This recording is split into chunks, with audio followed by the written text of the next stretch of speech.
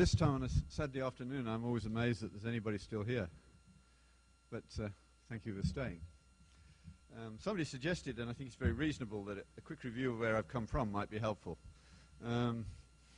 So far, this is what I think I've done, according to my notes. You can disagree, of course. That our problem is that we have accepted a diminished story. We haven't understood the Mosaic Law, for instance. We don't know any ancient history about how moral relativism really began way back with the Greeks. We've lost the richer epistemology they did have, particularly teleology, and I'm going to talk about it in a moment. I ought to have gone on to say that we've also lost the poetic expression of the Mosaic Law when the psalmist and the writer of Proverbs says the fear of the Lord is the beginning of wisdom. And our education system has lost the whole idea of wisdom. As I said, Lewis understood that for the medievals, wisdom, virtue and self-discipline were the key things that had to be learned. We don't teach them at all. Eliot, of course, understood that that was going to happen when he wrote Choruses on the Rock with that marvelous summary of where we were going, that where is the wisdom we have lost in knowledge, where is the knowledge we have lost in information. And if you live in a science faculty, as I have, you are likely to have a dean who is proud of the fact that he's produced an information-rich environment without realizing that there is such a thing as wisdom. And the church is not doing a great deal to help in that area. I skipped the next bit, so I have to skip it again. I talked then about the beginning of the Christian era and the way childcare, in my view, played a major role in the success of the church and the disaster that followed it in Constantine. But the Dark Ages were not so dark, and they shouldn't be called the Dark Ages. The monastic system did save Western Europe. That marvelous peroration of MacIntyre at the end of After Virtue, where he says at the end of the book, if you've followed my argument thus far, you will understand that I am proposing that we, at the end of the 20th century, as he was writing, have already entered upon a second Dark Ages. But we should not be entirely without hope, because the last time this happened, good men and women withdrew from the task of shoring up the Roman Imperium into the task of forming communities within which they could keep the civilities and the virtues alive, and they succeeded. The only difference is last time the barbarians were waiting at the gate, and this time they have been ruling us for quite some time. And it is our failure to appreciate that fact that is at the heart of the problem. Now, you see that very clearly in the professional courses that are being organized in medicine, in law, in all the ancillary services to medicine, where the administrators who wish to have more university courses are taking money from students for no good reason. And in the process making all the services more expensive in the long run. Nursing is an example, but it's all the ancillary services. And we're responsible because we've been asleep at the wheel. But that idea that we're waiting for doubtless Nus and Benedict, I think the outlines of what's going to happen are already beginning to become apparent. The first area that clearly has made the move is home and Christian schooling. Those people who have realized that the state cannot be trusted with the education of the young when it turns the education system into social engineering. When you're making grade 1 kids put condoms on bananas because of particular sexually orientated groups who want that to be done, and my colleagues in the whole area of prevention who are as blind as it is possible to be. I was delighted when at the, I think it was the Second World AIDS Conference, somehow a smart woman got to that question microphone, and they'd got all these experts on the prevention of AIDS in a panel, and she got there and she held up a condom and she said, which of you would have sex with an HIV positive person using only this as your protection? And they all sat there as embarrassed as Hillary and Bill when Mother Teresa said, don't kill them, Mr. President, give them to me. Marvelous moments on both occasions. There is evidence that things are happening. The growth of a magazine like First Things and Touchstone are further examples that we shouldn't give up. And certainly I have, in my travels, the wonderful recurrent experience of finding university students asking me questions for 2-3 hours. Now, yesterday I did an hour's church at your Lutheran Bible College in Camrose. And then I went to the cafeteria and had a cup of coffee, and I sat in the cafeteria from 11 o'clock till 3 in the afternoon with continuous flow of people coming to ask questions. That's encouraging. That's real. The college that we run is deeply encouraging to us when you see how much the students have been through that procedure, that process of learning. Love it. Just to illustrate, we had a wedding last year, I think it was, that we were invited to from a student from about 10 years ago. And we were delighted to go, and we were free. And when we got there, he was a doctor by this stage. He's doing radiation oncology. And of course, there were a few doctors at his wedding who he'd met en route through medical school.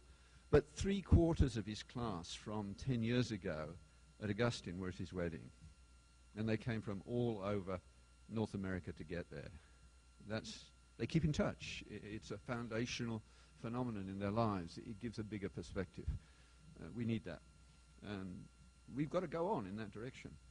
So picking up at that point, the next person that I would love to see more written about by Christians, I'm not the person really to do it, but William of Ockham seems to me to be a much more important person than many people realize, certainly for scientists. Now, most of you will have heard of Occam's razor. You shouldn't have a more complex hypothesis than is necessary to explain the data. That, of course, is not true.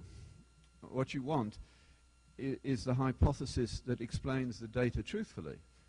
A hypothesis that works but isn't true is no use to you, like the one that the Darwinians use for the explanation of altruism that's in every textbook in high school, and it's an explanation that doesn't explain. That's no use to you, but it's simple. That's the reductionism that came from Occam. Now, Occam was a very smart monk, a Franciscan, and he did his work with the intention of helping the Christian world, not destroying it. Descartes similarly set out to help the Christian world, not to make it more difficult. But what they did in the process, Occam in particular, wanting, I don't know how much he understood it. This is why I want a philosopher and a historian to educate me in this area a bit more. But whether he intended it or not, he ended up by making us pay more attention to the particular facts that were around us and paying less attention to goodness, beauty, and truth and the like. He denied that they had any real existence. And of course, from a scientific point of view, you can't go and take a bottle of truth off the shelf, or beauty, or red, or green. There are lots of things out there, qualities, which don't have a material existence. But that doesn't mean they don't exist. But that's what happened. Descartes, trying to get a firm foundation to start with, got to one that wasn't a firm foundation. I think, therefore I am, is not the firm foundation he thought it was. The Jews, of course, if we went back to the Shema, note that in Deuteronomy, mind is not in the list. Because for the Jew, the idea, as I understand it, of separating heart and mind was nonsensical. The two were related. Now, Jesus puts mind in the New Testament, presumably because he knows about us. And that we will be heart-orientated and with a reduced view of what the heart is. That's our problem. So, I guess Newton was the last person who understood fact in the old sense of the word. The group over here, the students, if I said to you, just give me the facts, you would think that I was talking about things that could be measured, right? Things that were available to everybody with the use of the five senses or their extension in instruments. Those would be facts. But not for Newton. Newton understood that moral facts were the reliable ones and that physical facts were provisional, dependent upon our understanding. Newton was right.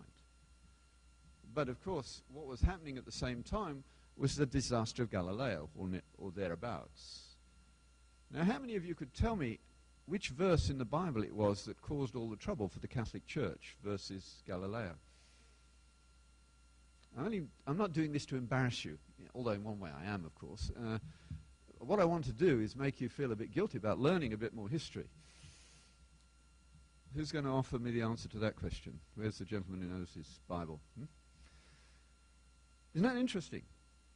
You probably get hammered with Galileo all the while. Well, the verse is this: the earth is fixed and shall not be moved forever. Where does that come from? Well, it comes from the Psalms. Now, if you read poetry like a scientific textbook, you're in trouble. At that point, the Catholic Church was as committed to a literal understanding of the Bible as a fundamentalist from the southern states is now. But they were cured of that by the Galileo affair. As Galileo put it in the end, the Bible tells us how to go to heaven, not how the heavens go. And the world was changed. But the church suffered a great setback because of it. And what was happening was the beginnings of reductionism. And reductionism is what destroyed my spiritual life for 20 years. Because I went to medical school from a Christian background where all the questions I needed to be attacked had never been talked about. And the ones that I did know about, I would never be asked about in the university. No one in a modern university will ever ask any of your children about the infallibility of Scripture. They would not believe that anybody believed a book was infallible.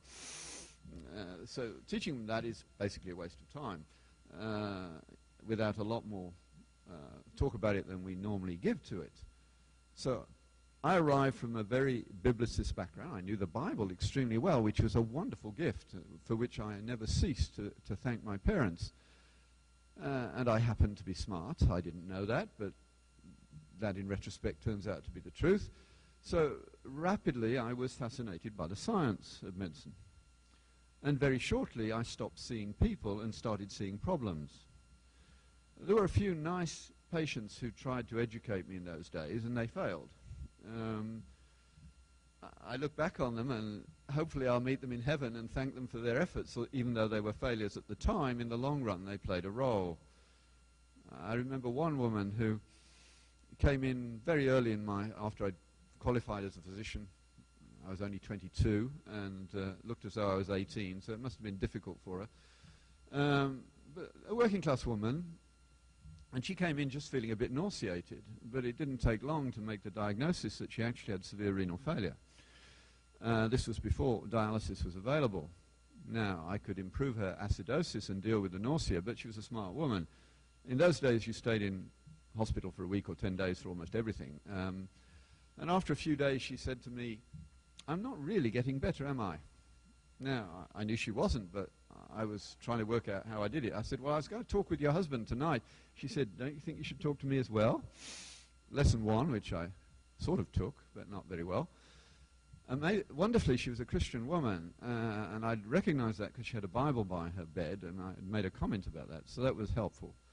So that night, I talked to her and her husband, and told them that, in fact, she'd be very fortunate to get out of hospital alive. And if she did, it wouldn't be many months before she'd be dead. And I had two children, sort of 8 and 11, that sort of age. That family then proceeded really to lay out an object lesson about how to die for me. There are lots of people in the ward who were playing that terrible charade of people who've shared their lives together for the last few weeks, can't even tell the truth to one another. Saying, "How do you feel today, dear?" "Oh, a little better," when it's actually a little worse. Truth is important. This family did it right. They told the children, "Mummy is not going to get better, but God knows what he's doing." They wept together, they prayed together, and she died well. I got Christmas cards from Dad and telling me that he and the kids were doing well for the next couple of years.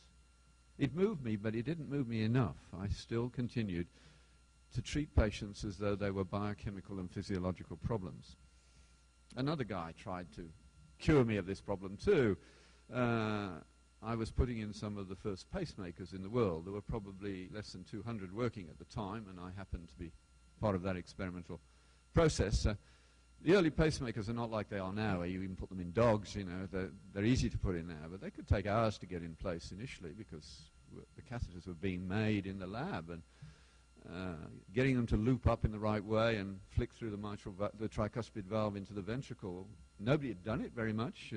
We were learning en route, so to speak. Most of them, of course, were elderly. We thought they'd be basically people who were having heart attacks, but they weren't. It was a disease we knew nothing about. And then I got this telephone call from another hospital saying, we've got a man in his 30s having these kinds of problems, and would you be interested? I said, sure, young, fit guy for a change. Send him over. So he arrived, and of course he was met by me, this very young-looking guy in a white coat, and every time he passed out every few hours over the previous few days, and every time he came round, great anxiety around his bed, but I didn't even bother to run a new electrocardiogram. I knew what his disease was and what to do, and I said, well, what we're going to do for you is, I said, basically you're going to make a small cut in your jugular vein, put a tube through it into your heart, and put some electricity through that, and that will make your heart beat again. Any questions? I was just about that blunt, I suspect. And he sort of said no, and I said, fine, I'm going to have a sandwich. I'll see you in 20 minutes in the catheter lab. Now, these things, as I said, usually took hours to place at that time, but this one went like a charm. And 15 minutes later, he was pacing beautifully, and I was full of myself, very pleased with myself. Now, fortunately, he was a Yorkshireman, so over the next few weeks, we got to know one another as he came back for checkups, because the catheters lasted 6 weeks to 3 months at that stage. And after a few weeks, he said, you know, the first time I met you, I thought you were the most arrogant young bastard I've ever met. I mean, in Yorkshire, they can be very blunt. And I said, I'm sorry, why? And he said, you made me feel like a piece of meat. And I said, I'm sorry, I didn't intend to do that, but I didn't change.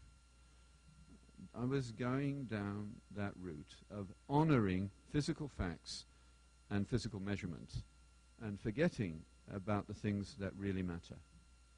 And this is where we, as Christians, have to repent and start teaching our young people in particular how to talk about these things. Because, of course, when you go down that reductionistic route, shortly, in a year or two, I was doing infectious diseases and seeing women coming in with a rash who were pregnant and saying, is this German measles? Is this rubella? We had no vaccine at that point. And I would look at it and say, well, looks like it. Take some blood today. I'll write you a form and you can get another blood test in 10 days' time. Come and see me 2 days later and we'll know. So a couple of weeks later, I'd see the woman again, and now I would have proof that she had the disease or not. And then I had to look at the dates of the pregnancy and decide whether there was a risk or not. And every now and again, I had to tell a woman, yes, you do have rubella, and you're facing anything up to a 90% probability of a baby with major cardiac and or neurological problems. Now, abortion was illegal at the time. We never used the word. I simply said, this pregnancy's gone wrong, hasn't it? Would you like to start again? And what do you think she said? Of course, in most cases, yes. I said, well, we can do that. You'll have to come into hospital for a little procedure, and then you can start again. You never used the word abortion, and it was done on the obs and gynae list, just as a D&C. And I felt no guilt about it at that time, because I'd already got to the point where people came with a problem, and my job was to solve the problem, and that end of solving the problem justified any means en route. I didn't think about it. I, in fact, was pleased when abortion was legalized by case law in Britain, because it meant that we were no longer at risk. It was initially for rape, but it would certainly cover what we were doing without any trouble. A lawyer could drive a bus through the hole they'd made in the law. But no one at that time thought this was going to expand to 50 million abortions a year, around the world, which is what's happened. And it was 20 years before I woke up and thought about this properly. I was too busy doing what Browning warned us not to. Let not ambition mock their useful toil, their homely joys. Ambition mocked. I developed a long CV of scientific papers that I'd published, which I now refer to as my curriculum vanitas, which is what it is. But I did begin to start to think about what was happening around me, because I couldn't help but see that the students I was teaching were not enjoying life as I did. I remember going home to my wife one night and saying to her, you know, the kids I teach, even in my small class in biochemistry, where I have to confess I never even bothered to learn the names of 20 kids, they're not having the fun that you and I had. We really enjoyed school. In my day, there were 2 exams in medicine, one at 18 months, where they threw out 40% of you. Well, I was in the top 50, so that was no problem. And then you went till 5 years for another exam. And you were examined on everything you're supposed to have done in the previous 5 years, so it couldn't be trivial pursuit. It had to be basics, and it meant that I could miss the bits of the course I didn't like and go climbing, which I did about a month a year. I played truant. And even the people who taught me, who knew that that was happening, actually in a way approved of it. You couldn't imagine the sorts of things that happened. I remember going to the dean on one occasion saying, I want to take a holiday. Well, it was the vice dean, actually. He was a gynecologist and a man who lived in a world with servants and things like that. And he said, oh, all right, what are you going to miss? I said, orthopedics. I'm not going to be an orthopedic surgeon. He said, no, it's not really your sort of thing, is it? And I never did any orthopedics. I learnt enough from the book to pass in 20 minutes. But then he said, where are you going? And I said, well, I'm going to climb in the Carpathians. Of course, he didn't know where they were. And so he said, where are they? I said, well, actually, they're in Czechoslovakia. He said, but that's a communist country, which it was in those days. I said, yes, but it's now open for climbing, and they've got some interesting mountains. He said, get yourself a young woman and go to the south of France. I'll give you an extra week. That was the ethos of the medical school in those days. You can't imagine that now, can you? With everything being nanny-stated along the way and people taking attendance at lectures, etc., etc. Rubbish. But it was a wonderful experience, and I went through it happily and followed this academic career. And it wasn't until some 20 years later that watching the students go wrong, I said to my wife, they're not enjoying it. And she said, why don't you bring them home to supper? I said, would you feed them? She said, of course I would. She's a good cook. So I asked my class, I thought they won't come, but they all came. And we had a good meal. Being Baptist, it was a very good meal. Not being Baptist, I should say, it was a very good meal. Some of you understand what I mean by that. And then we settled down and started talking. And to my astonishment, these kids, many of them came from good backgrounds, had never had a serious discussion of any of the existential questions that you have to answer in medicine. You need to understand what justice is. You need to understand what death and suffering are about. You need some means to handle these things. They had none. They left after midnight, and it became a regular event. The trouble is, once you start doing that, the next thing is you start to like these people, and then they wreck your life, because they start coming back to you and asking you questions. And it was the students who pushed me step by step into what I do now. And along the route, in relation to what we're talking about here this weekend, the sanctity of life, I never touched the issue of abortion. But I did know that I had been wrong, and that abortion was wrong for Christians. And I understood how, if you are a reductionist, somebody who believes that only physical facts matter and that life has no meaning, abortion was perfectly right. To that extent, moral relativism is true. You have to have a starting proposition. If your starting proposition is that there is no life after death, and that basically life is meaningless, then abortion is perfectly rational. And your ethics, if they're rational ethics and utilitarian ethics, you're going to be an ethical abortionist, but only if you're an absurdist in some sense. And I wasn't. Now, I had got away from discussing it or thinking about it by the easy escape route that the feminists had provided, that abortion was a woman's issue and I shouldn't bother with it, I was a man. And I felt that that was right. And then one day, I foolishly asked myself in a fit of boredom, can I think that that is right? And to my horror, I discovered that I couldn't. And at the end of the afternoon, I knew that a woman had no right to kill the unborn. She only felt she did, but she could not think it.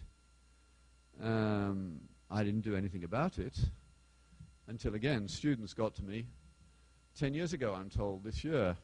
I didn't know it was that long ago, but my wife had set up a website, and so students, medical students around the continent know where I'm going, because small groups of Christians who can't afford to get me there, if they see some richer group taking me and I'm en route, they tag along. And I was going to the University of Michigan at Ann Arbor, and of course the students at Wayne State called. They knew where I lived, and they knew to get to Ann Arbor from Ottawa I had to go through Detroit. And so they called and said, will you talk to us first before you go to Michigan? And I said, sure, what do you want me to do? And they said, well, it will be January the 22nd. We want you to talk about abortion in the medical school in the middle of the day. And I said, well, sorry, I don't do that. And they said, we think you could do that. We've heard you speak. I said, very kind of you to be so kind, but it still doesn't make me one whit more willing to do it. And then they did the Christian thing and said, we've been praying about it. And they had, and I'd been feeling guilty about it, and with the help of Robert Spitzer, I had worked out how I would do it. Now, that goes on into last year's lecture, and there's a CD over there called Pursuing Justice for the Unborn, which lays it out for you. But basically, the approach that I take now is to change the question that you ask pro-choice people.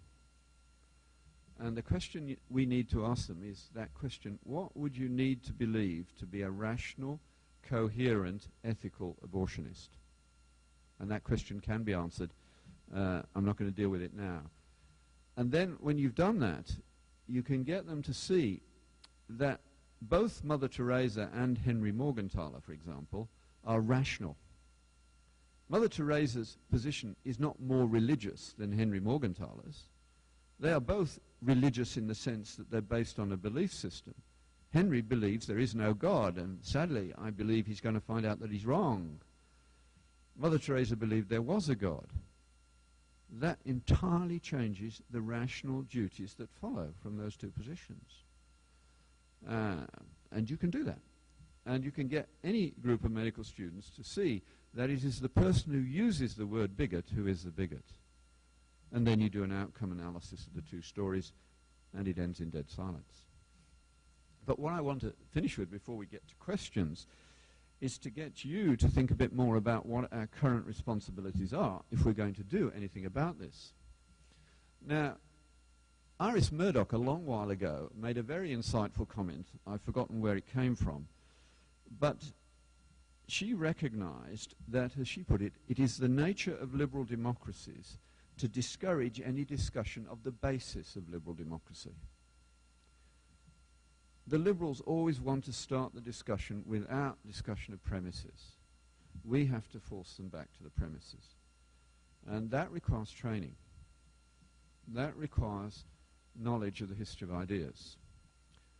That requires an integrated learning that involves people on the sharp end, like me, philosophers like Jonathan over there, theologians. We have to come together. This requires learning in the old-fashioned Christian sense of a university, which has a unitary view of truth. Whereas the secular universities in this country, and maybe even this one, are actually multiversities because there's no agreement about the nature of truth between the faculties. Naive scientists like me believe that I actually find out something that is true, at least in a provisional way, about the nature of God's creation. Historians say, you can't actually know anything because the documents were written by the winners. It's all relative. There's no conversation between those two. And it is that move to moral relativism and epistemological relativism that is the major problem.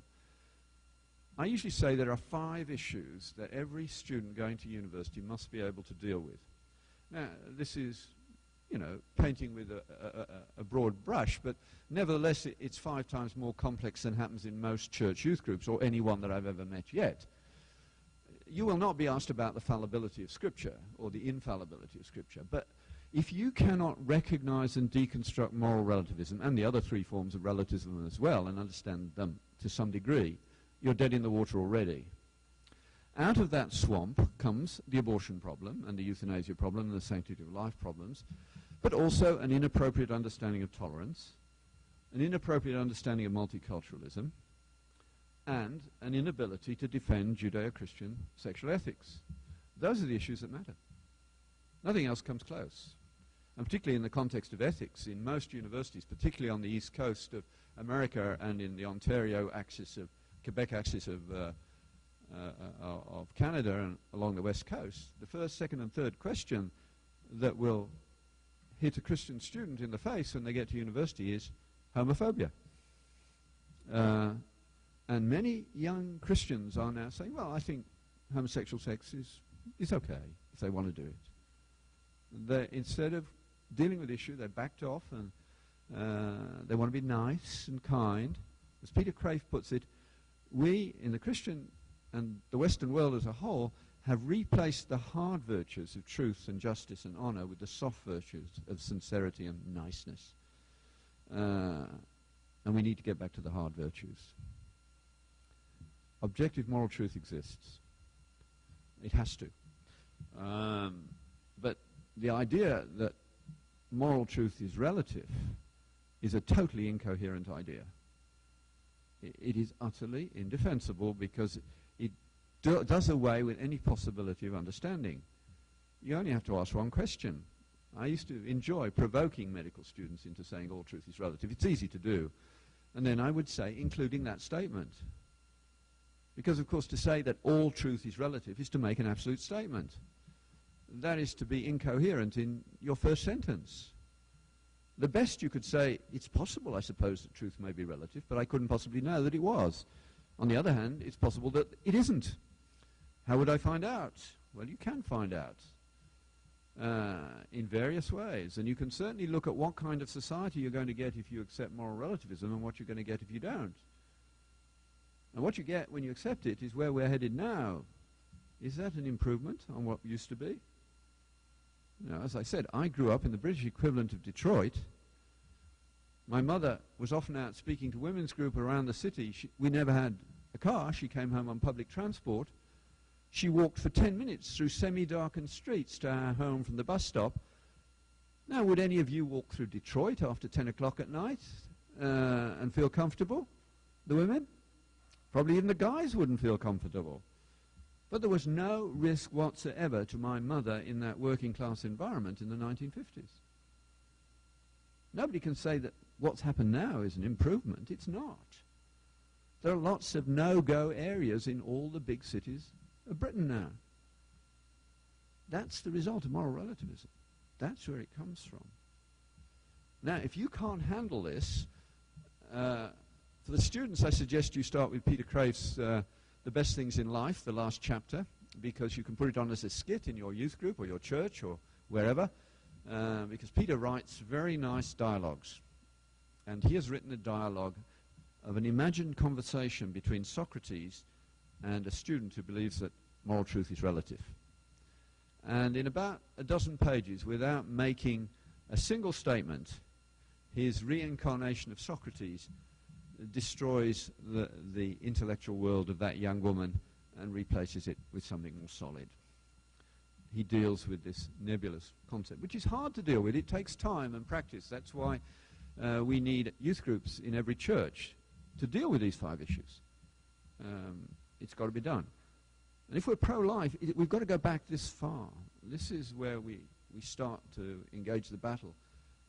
When you start from the problem of abortion, you're already so deeply into the mud, it's very difficult to get out.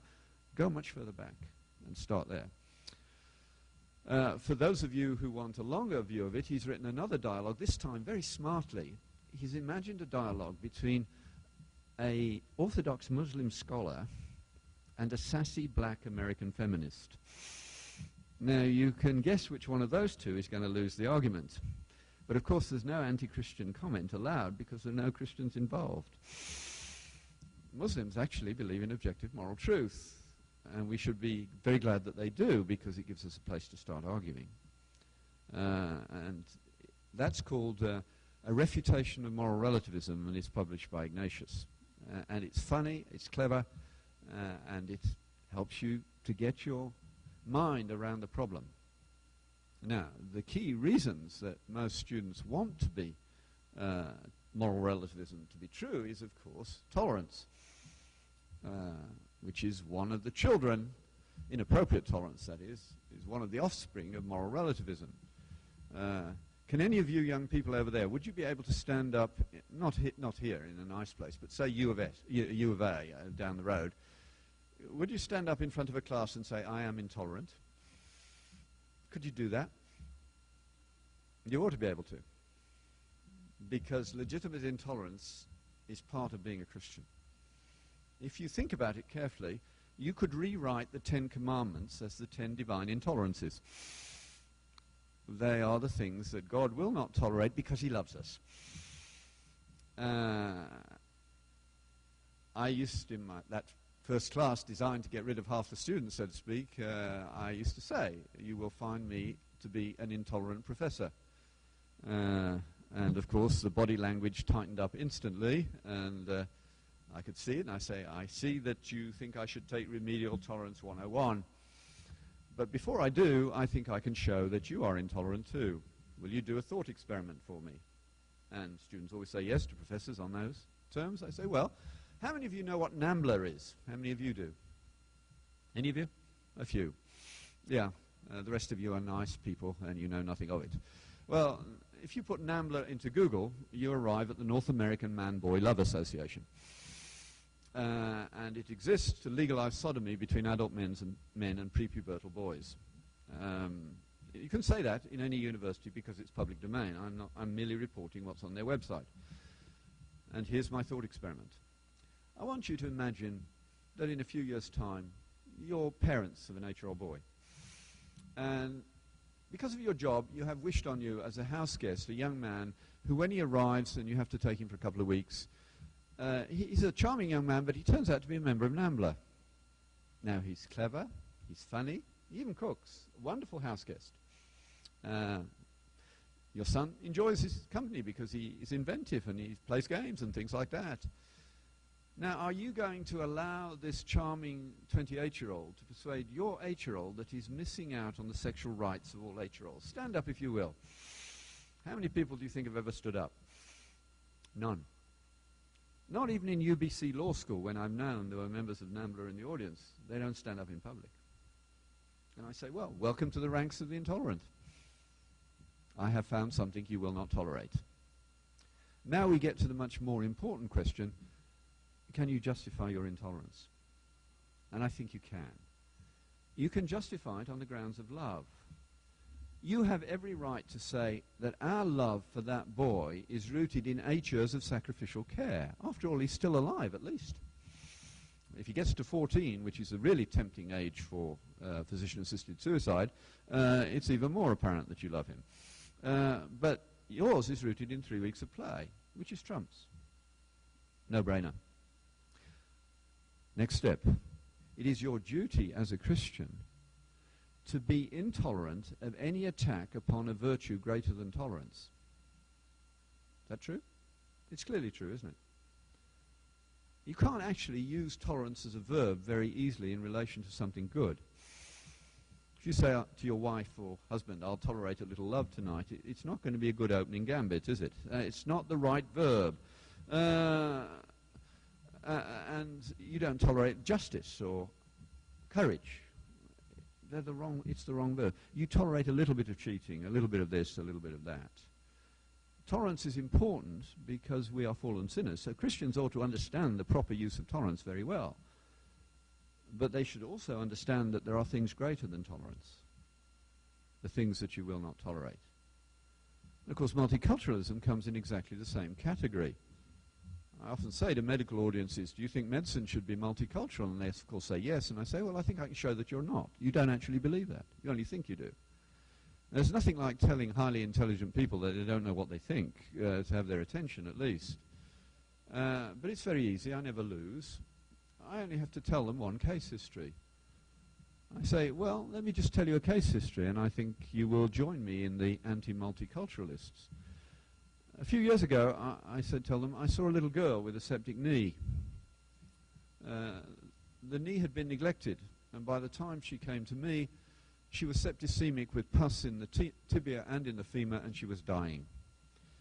The only thing we could do to save her life at that point was to cut off her leg and get the pus out and fill her with antibiotics. Well, I told the parents that, and they said, well, we need to think about that. I said, well, I'll go and find the surgeon. The OR will be ready in 20 minutes. Well, within 20 minutes, they said, no, we will take her home to die, and they did that. And there was nothing I could do about it, because this was not in Canada. I couldn't make her a ward of court or anything like that, which is what one would have done here. But I'd finished pediatric ward rounds in the mission hospital, and so I said to the nurses, who were not upset, I was the only person who was upset, may I speak to you, because I need to understand? And they said, of course, and providentially asked the right question. I said to the nurses, who were mainly men, what would those parents have done if this had been a little boy? And they said, oh, they'd have done the amputation. I said, why would you treat little boys and little girls differently? And they said, in our culture, it is a woman's job to till the fields, fetch the water, cook the food, and bear the children. A woman with one leg cannot do those things, so she'll have a life not worth living. Now, if you're a multiculturalist, you must accept that view of the relative value of little girls and little boys as just as good as the one that is dominant in Canada. Do any of you? Of course not. You're not a multiculturalist. You only thought you were. It's one of the sacred cows of Canada that's totally incoherent, especially for medicine.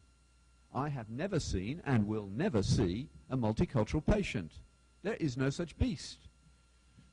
Every patient one sees inhabits a particular story of meaning. And it's my job as a physician to find out what that story of meaning is, to play to its strengths and avoid its weaknesses. And where I find a belief system that I don't understand, I first look and find someone who can and refer. If not, I have to do some work. But I have never seen and will never see a multicultural patient. They don't exist. Now, the depth of our views varies greatly. Now, this opens all sorts of doors for us as Christians. Especially, I suspect it can be done elsewhere, but certainly in medicine.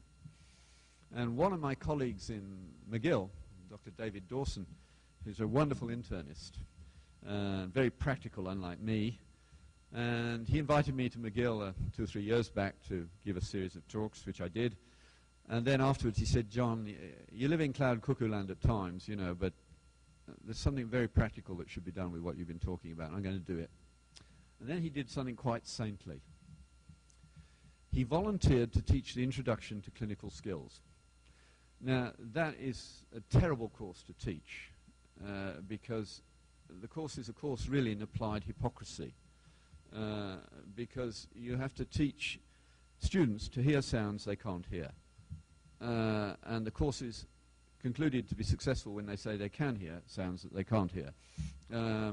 They will hear them eventually, but it's not done in the space of a few weeks.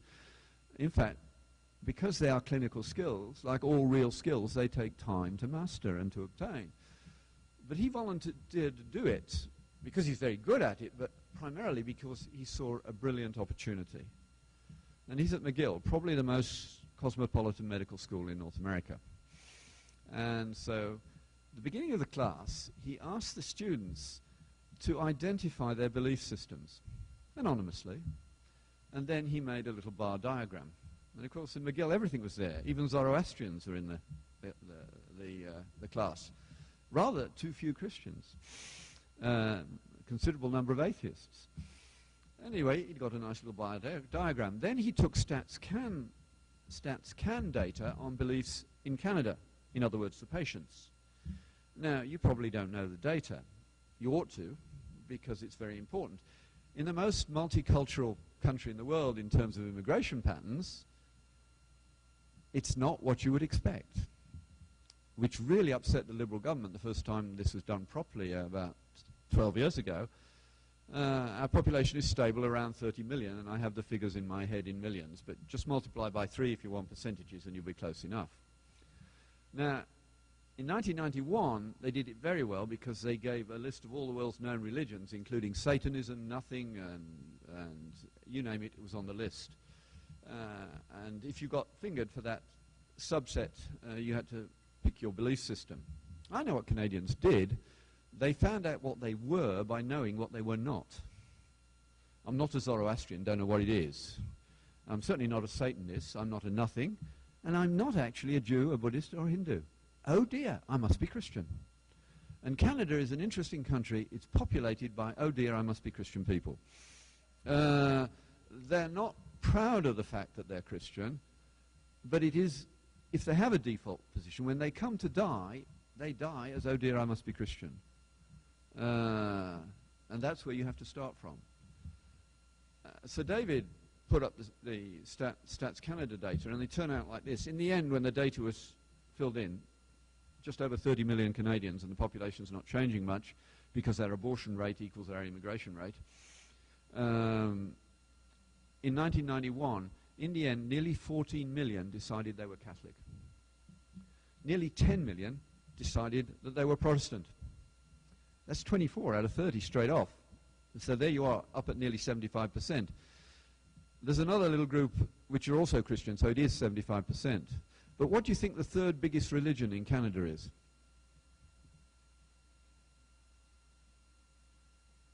You must, even Canadians have opinions. What do you think it is?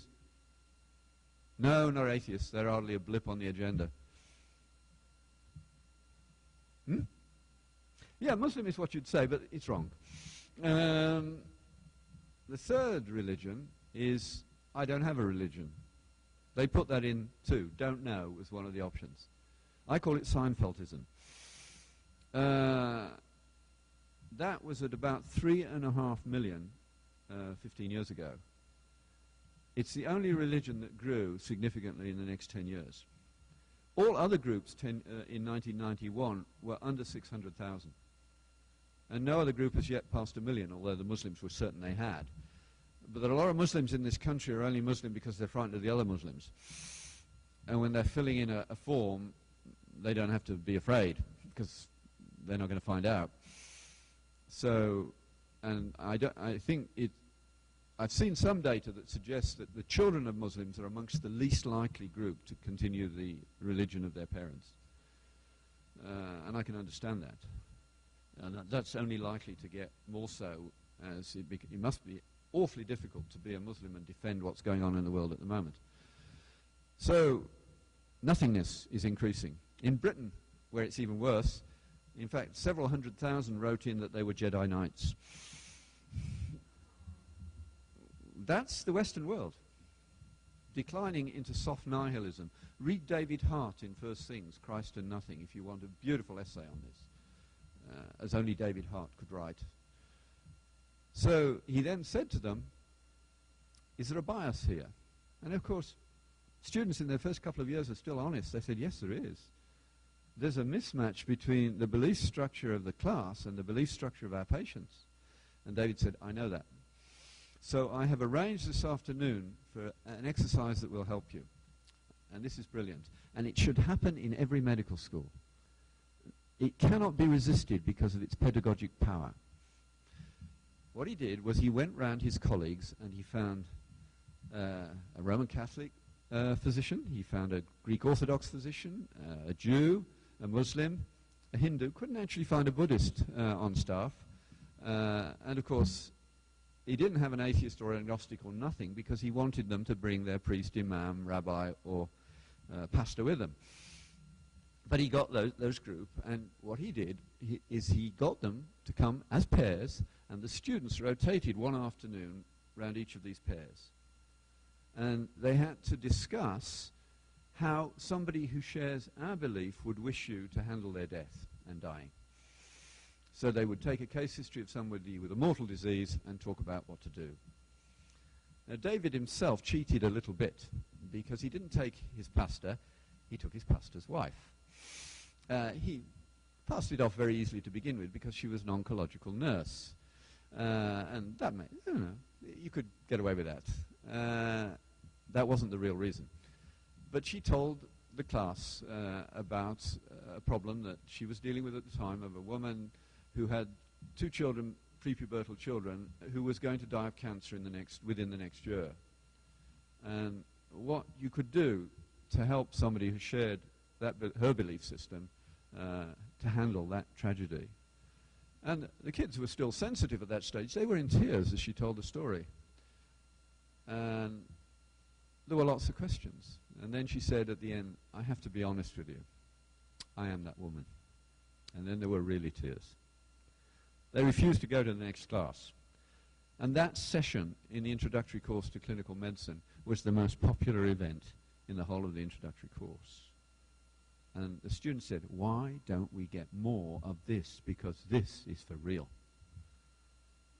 We need, as Christians, to see that every medical school in the country is forced to do that, because they have created the rules which say medical students must be culturally competent. Isn't that helpful? That's a new required competence for medical students. I can drive a bus through that hole. This is cultural competence. Multiculturalism is incompetence, because it has no application to medicine. It's particulars that matter to people. Patients are particular. Societies may be sick in sociological terms, but not in medical ones. We need to do that.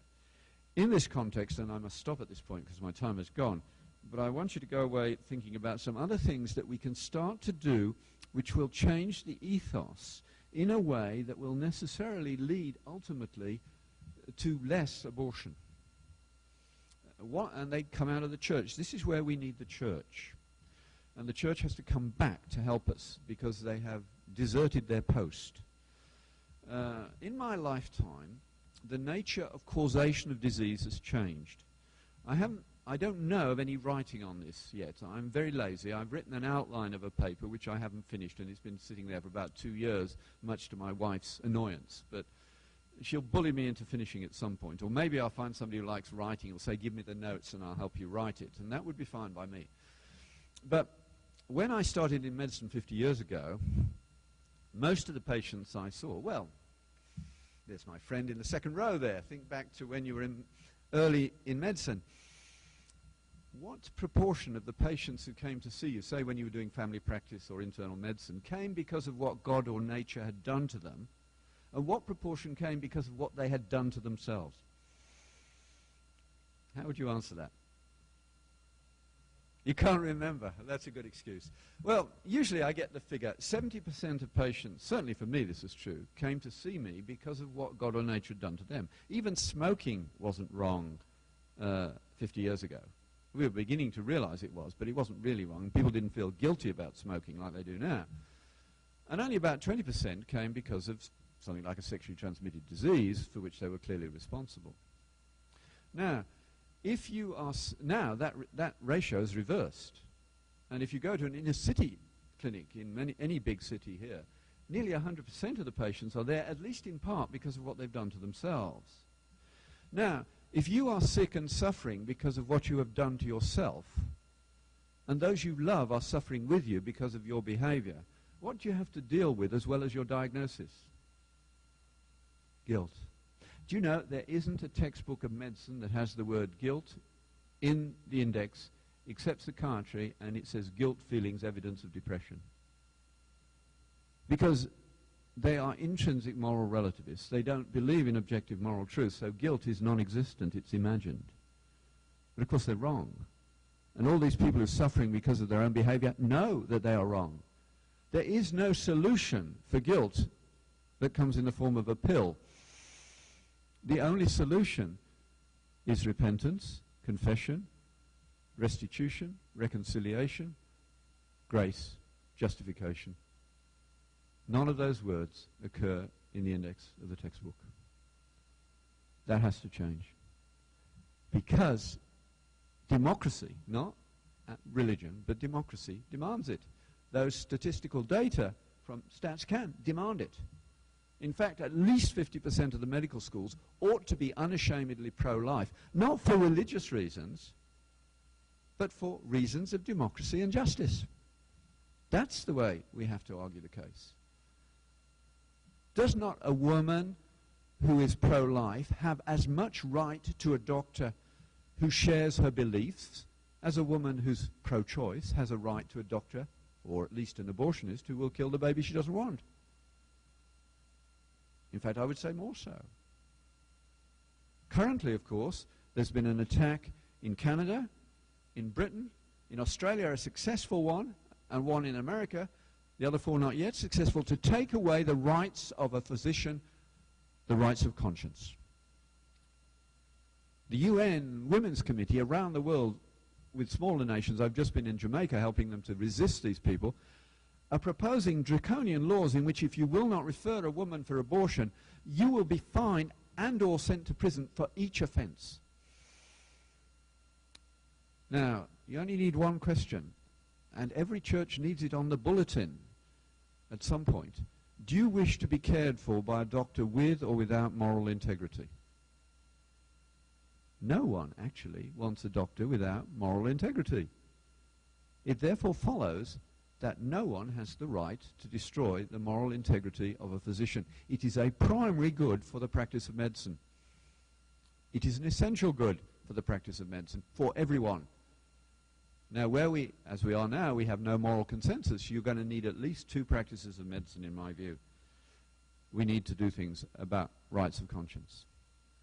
We also need, in our churches, to set up power of attorney, because no one, especially the elderly, should go to interact with our healthcare system now without someone with them who is not emotionally involved in what's going on and who is tough enough to stand up to the system.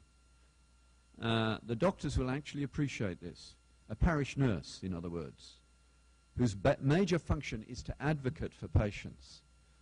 So when you go in as an elderly person to see the doctor, whose time harassed, taking the nurse with you is very good. Not to sit outside the clinic, to go with the patient. Now, the doctor can ask the questions of you, the elderly person, that he needs to, and then dump what has to be considered and thought about on the nurse who understands the vocabulary. Then the nurse and the patients can go and have as many cups of coffee and meals as they need to work through what they want to do. And then go back and say what they want, because they do have autonomy at that level. Very shortly, of course, that will be a good way to get more elderly people in your church, because the news will go round.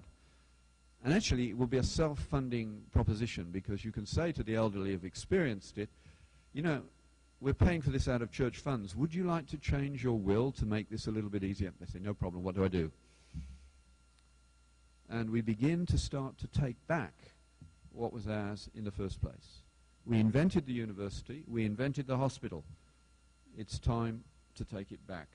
Now, I had many more things I wanted to say, but it's time you went and relaxed and enjoyed what's left of a weekend, which in at least one case I think is a birthday weekend. I find it astonishing that somebody would come to listen to me on their birthday, but there you go. Thank you.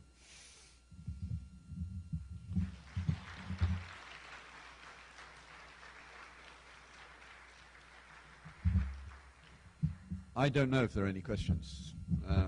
Oh, straight away. There's one behind you. The mic's dead. That's a message from God, I think. No, they want to record it, though. That's the problem. Can I take this one off and give it to the questioner?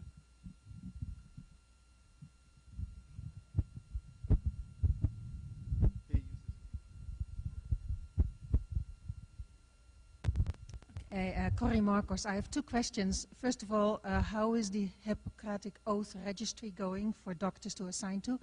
And the second question is, if you have a living will it stand up against medical doctors' committees in hospital that will overrule it all over the place right now?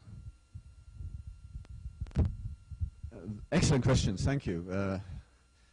I'm glad you asked that question, because my wife would kill me if I hadn't said something about the Hippocratic Registry by the time I got home, and I always forget to.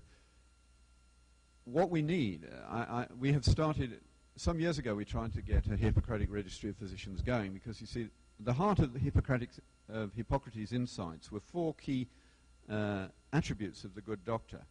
That he believed in judgment after death, which rationally makes him more reliable.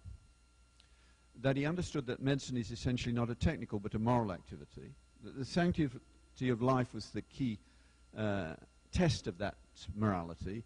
And fourthly, that rights of conscience were essential to the practice of medicine. All those were written down 2,500 years ago. And they allow a much broader grouping of doctors than, say, Christian or anything like that. To my astonishment, I couldn't even get more than 1/10 of the members of the Christian Medical Dental Association to sign up for it. And all I wanted them to do was to sign up and give me their email address, so that should one of our state provincial governments decide that you cannot go to medical school unless you promise to do abortions, which UBC feminists are trying to push now, we would have enough signatures to be able to press the button and say, time to do only emergency call only. That would be a political disaster, wouldn't it, in our already long waiting list practice of medicine. And they would have to deal. And the deal would be, look, you cannot do this. You have got to, in a pluralistic society that no longer has a moral consensus, you have to arrange services that relate to the actual distribution of belief, not the belief of the elite. Subsidiarity is the Catholic name for that doctrine. It lay there for a while, but with these attacks on conscience, my do-gooding wife said, you've got to reactivate this. So we have reactivated it, and those of you who know physicians who are Christian, tell them to go, just Google Hippocratic Registry of Physicians and they'll get there. We don't want any money from you, really. We've got enough in the kitty to do what we need from people who've given us some money, but we do need your name and your email. If you know a Christian doctor or a Jewish doctor or anybody who would understand those principles, we want them to sign up just so that we have a sleeping giant, so that the liberal elite know that they can't ride roughshod over us, because we have the power. If we can get even 20% of physicians to sign up, and in fact we ought to be able to get 50 easily, it would change the whole structure of how healthcare goes. I think we need to divide medicine once more into secular, if you like to call it, and Judeo-Christian. They are different. Ours will be covenantal, theirs will be contractual. They will kill people whose lives are judged by them not to be worth living, and we won't, and so on. But the good news for us, of course, is that we will be able to say to our patients, when it gets to that point, this is a covenantal practice of medicine. That means I will stay with you up to the gates of death. You can rely upon me. But it also means that you cannot sue me on the grounds of outcome. You can certainly sue me for incompetence, but modern medicine necessarily has bad outcomes for some people. That's not the physician's fault. If an oncologist doesn't have the occasional patient with really bad consequences of oncological treatment, his overall death rates are going to be much worse than those that do have the occasional patient, because oncology is differential poisoning. You take them as close as death as you can and pull them back, and you get the best results. And you don't have the godlike capacity to get there absolutely right. The way that should be dealt with is not by litigation, but by insurance. Because people who have bad outcomes, we want to help them. So we'll have an insurance fund so that a bad outcome can go to the board to get help. And that's what it will be for. We will have a different approach to people. Now, immediately we got people signing up from Australia and Europe and America, and a few Canadians. As usual, Canadians are so comfortable. It drives me mad. You know, in the States I give a lecture, and afterwards Americans will come up and say, I haven't thought about half the things you talked about in the last hour. What do I read next? And I give them a book. They read it and they write to me and say, I've read that one, what do I read next? Canadians, bless them, say, that's very interesting, and they go home, pour themselves a beer and watch hockey. We've got to change this. The churches are apathetic, and that needs to change. Now, the second part of your question, living wills, don't sign one.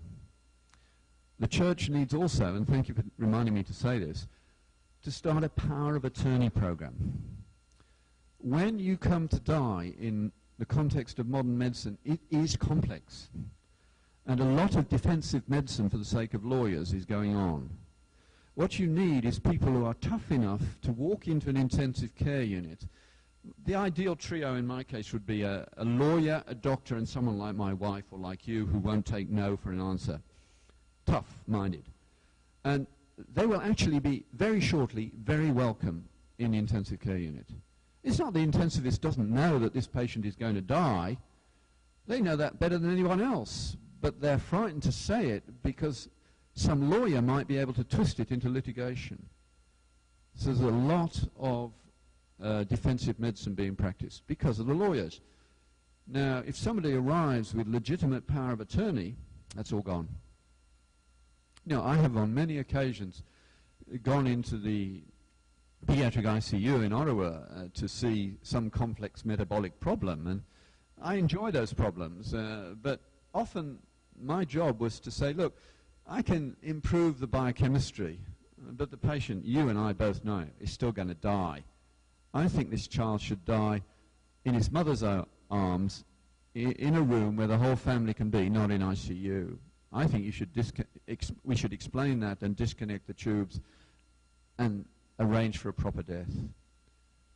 And that's what should happen. And patients appreciate that when it's done well. We can do it because we have reason to do it. We can model the way these things should happen. Wesley used to say when people questioned the validity of his interpretation of how Christ could come into a life, well, come and watch our people die. Our deaths ought to be powerful means of evangelism. You can talk about that for the next hour. Any other questions? Thank you. Yes. Another question here? Thank you. Sorry. Hi, Christina Schaefer. My question quickly is, you're saying don't sign a living will, which would be the same as a personal directive, right? Doesn't, from my understanding, an enduring power of attorney only deal with financial matters? Doesn't have to. Okay.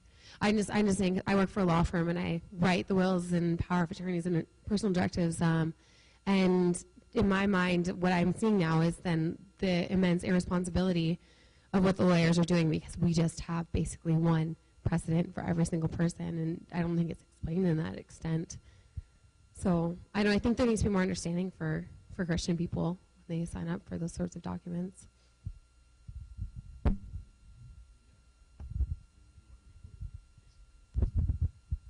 We need the Christian Legal Fellowship and the like to get much more active. The law is much more corrosive to your faith than medicine even, and medicine's corrosive. But there are roughly 1/10 of the members of the Christian Legal Fellowship that there are of the Christian Medical Dental Society. That tells you a lot. But that's because you've trained in law, have you? Or you're just yeah. But I don't know of a law school that has a course on the philosophy of justice. It's all technique, and that's dangerous. But we do need to get Christian lawyers thinking about these things to make sure we do it right. After all, there are more people in church still than attend professional sport during the whole of the season, every Sunday. So there are a lot of people out there we need to serve, and we're not serving them in these areas. And this is pre-evangelism, I think. But power of attorney can cover what you direct it to cover. That's what you're doing. It's normally money, but it doesn't have to stop there. Any other questions? I can understand that it's time for you to go home. That's okay. There are some tapes and things over there and some brochures for Augustine College. I really don't want to take those CDs home, so if you've enjoyed what I've done, just buy one for the fun of it. You can all afford it. Thanks.